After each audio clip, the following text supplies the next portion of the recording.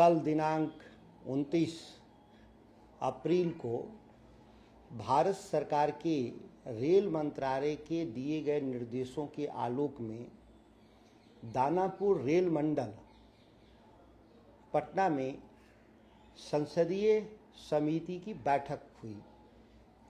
दुर्भाग्यपूर्ण तरीके से उस बैठक में जिस तरह से संचालन किया जा रहा था अधिकारियों के द्वारा, वह अपने आप में दोषपूर्ण व्यवस्था है।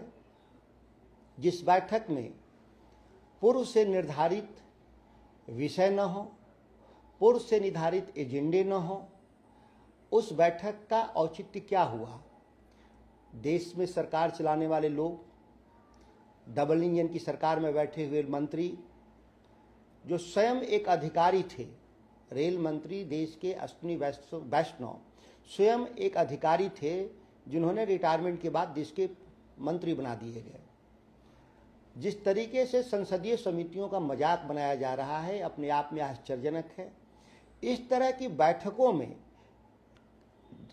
लाखों रुपए खर्च होते हैं यात्रा पर, उसके बैठकों में, और उस बैठकों का कोई औचित्य न हो, समस्याओं को जानने का प्रयास न हो विभाग को, रेल विभाग, तो यह एक तरह से सालाना उत्सव के रूप में इस बैठकों का करने का कोई औचित्य नहीं है।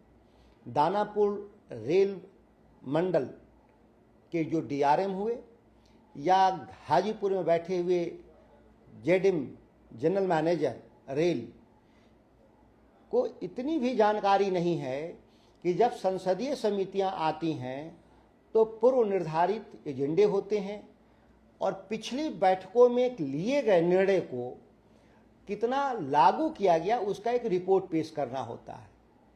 जब मैं बैठक में पटना में काफ़ी जाम था कल गांधी मैदान के आसपास, मैं बैठक में आधे घंटे विलंब से पहुंचा तो तमाम प्रक्रियाओं को पूरा नहीं किया गया था।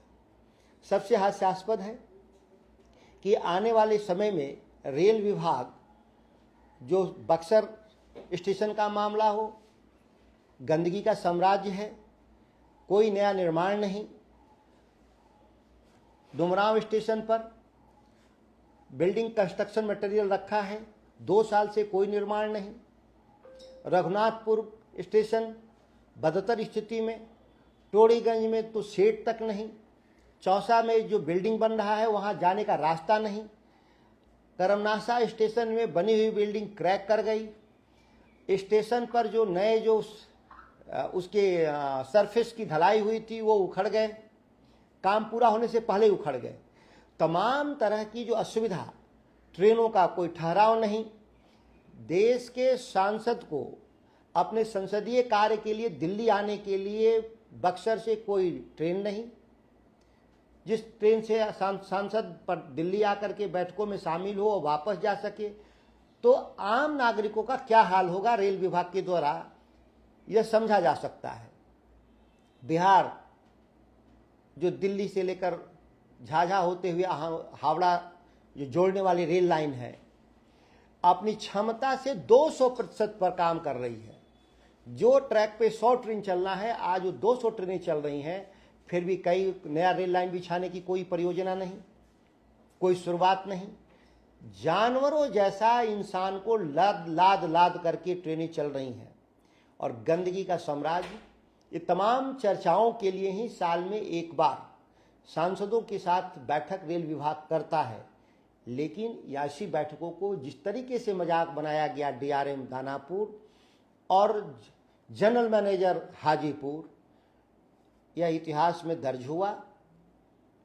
आगे की इस तरह की बैठकों का कोई औचित्य नहीं है, क्योंकि इसमें सरकार का करोड़ों रुपए लागत आता है यात्रा व्यय से लेकर के वहां बैठकों को अरेंज करने में।